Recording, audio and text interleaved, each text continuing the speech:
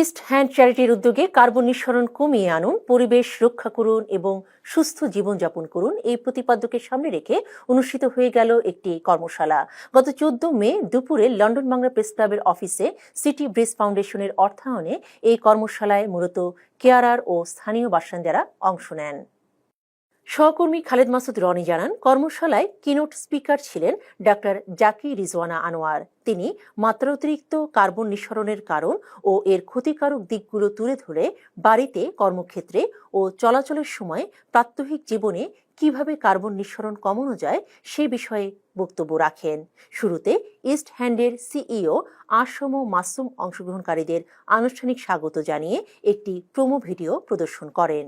শেষে কর্মশালায় অংশগ্রহণকারীদের মধ্যে সার্টিফিকেট প্রদান করা হয়। এই কর্মশালার সার্বিক ব্যবস্থাপনায় ছিলেন আহাদ চৌধুরী বাবু, কিনু মিয়া ও রুমানা রাখি। ইস্ট হ্যান্ডের চেয়ারপারসন নবাব উদ্দিন সবাইকে ধন্যবাদ জানিয়ে বলেন, প্রত্যেকে যদি নিজ নিজ দায়িত্ব পালন করেন তাহলে আমাদের পরিবেশগত অবস্থার বিপর্যয় কমিয়ে আনা সম্ভব, এবং তিনি ভবিষ্যতে ইস্ট হ্যান্ডের পক্ষ থেকে এ ধরনের আরও কর্মশালা আয়োজনের আশ্বাস দেন।